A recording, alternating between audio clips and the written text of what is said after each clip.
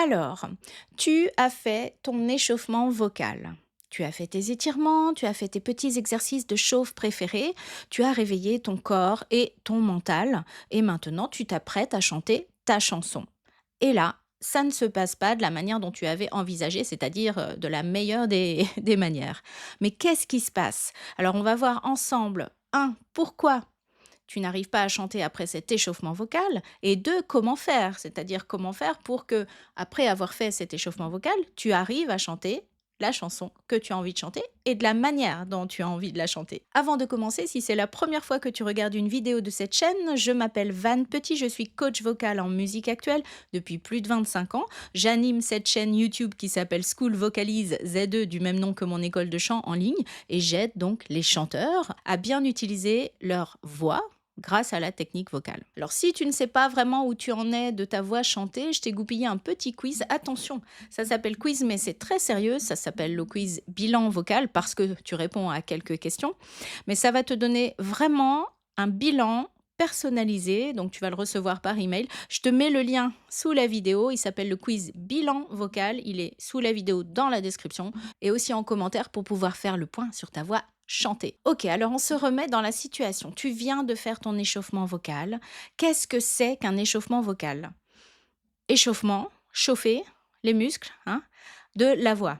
Donc, les muscles de la voix, c'est pas seulement les muscles qui sont ici, hein, il n'y a pas que les muscles qui actionnent les cordes vocales, il y a les muscles du support, il y a les muscles qui vont former ton son.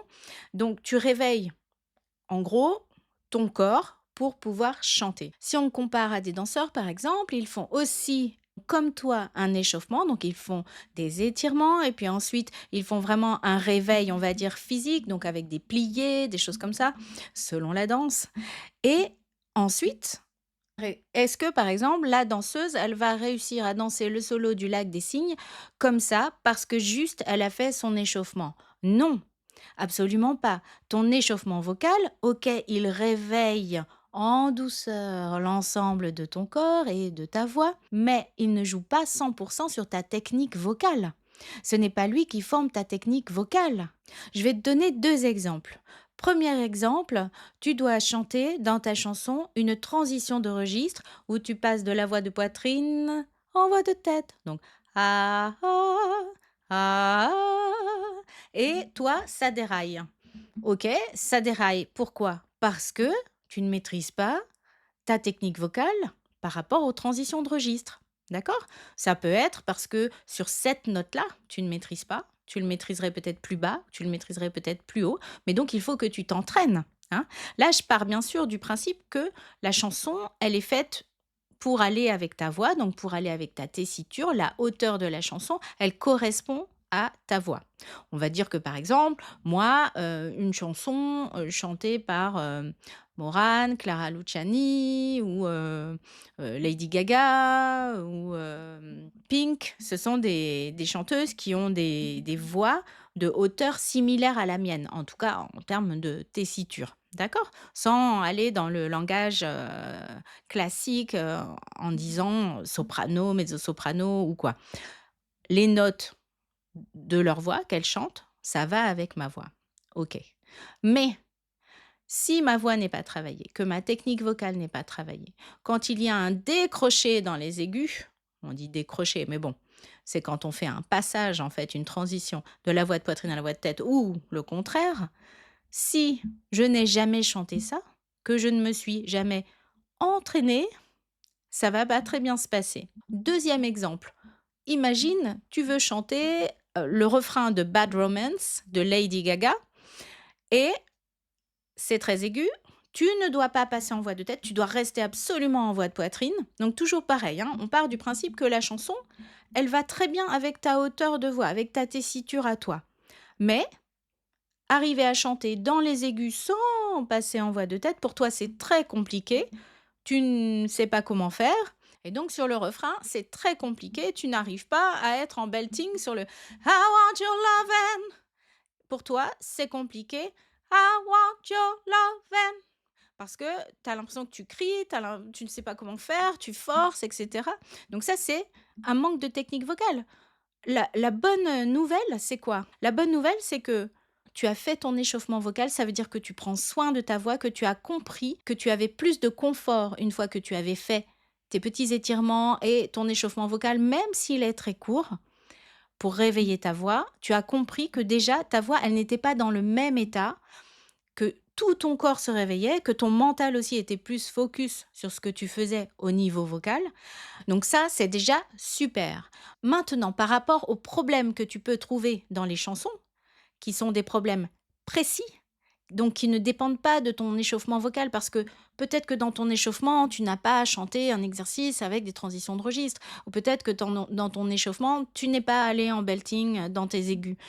Ok, alors il faut que tu t'entraînes là-dessus. C'est pour ça que les exercices ciblés en technique vocale, c'est indispensable. Un, tes exercices ciblés sur une technique, tu vas comprendre ce qui se passe, parce qu'on va t'expliquer ce qui se passe. Ton prof ou moi, si tu es dans mes élèves, va t'expliquer ce qui se passe et comment arriver à avoir ce son. Deux, tu vas expérimenter, ça veut dire que tu vas essayer le geste. Au début, ça va peut-être pas être évident, mais normalement, si on te l'a bien expliqué, qu'on t'a bien donné les exemples et les clés pour réussir à faire le geste, tu vas réussir à le faire. Et puis ensuite, tu vas essayer de l'installer sur une phrase dans une chanson, une phrase chantée, pour pouvoir ensuite le répéter et réussir à ce qu'il vienne automatiquement dans tes chansons quand tu vas les chanter. Et après, ce que ça va faire, une fois que ta technique vocale, tu vas l'avoir acquise, c'est que tu vas chauffer ta voix, faire tes étirements, tes petits exercices de chauffe, prendre ta chanson, la travailler, donc tu vas repérer les endroits où c'est un peu plus compliqué, mais tu vas avoir les clés pour réussir à faire ce son, ou à passer cette note, ou à chanter cette transition de registre, ou à chanter ce passage en belting, sans lutter, sans que ça tire, sans forcer, sans que la voix elle déraille, et donc que ce soit très joli et que toi tu t'amuses. Bien sûr, le chant, comme c'est physique, ça demande de la pratique. On peut pas chanter, tous les 3 mois et se dire: «Ah ben tiens, je fais mon petit échauffement vocal et je vais chanter ma chanson impeccable». Voilà, si c'est une chanson très facile avec peu d'amplitude, pas vraiment de voilà d'enjeu, oui, ça va bien se passer. Mais, si c'est une chanson avec quand même, un petit peu d'enjeu, quelques aigus, des notes un peu puissantes, des variations, des embellissements et cetera. Si tu ne, pratiques pas, ton instrument, ta voix, ça va pas super bien se passer. Donc en premier, c'est oui, l'échauffement vocal, c'est super et si tu l'as déjà acquis dans ta routine, bravo. Deuxièmement, travaille ta technique. Si ta technique, tu la connais et que tu sais, c'est-à-dire que tu sais que là, il faut chanter en belting, mais que tu sais aussi le faire. C'est pas juste: «Je sais qu'il faut là chanter en belting», c'est: «Je sais le faire avec ma voix», et de la bonne manière, sans se faire mal et cetera. Très bien.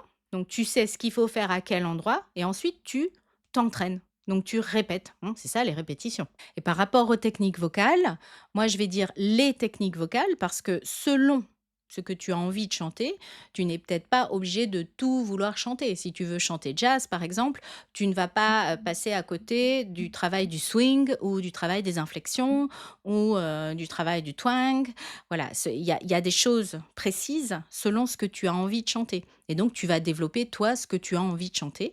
Et ça, tu vas voir ça avec ton prof ou avec moi si tu es dans mes élèves. Donc, si tu as fait un échauffement vocal et que tu n'arrives pas à chanter ta chanson après avoir fait ton échauffement vocal, ne sois pas frustré. C'est tout à fait normal, c'est qu'il te faut encore travailler ta technique ou la revoir.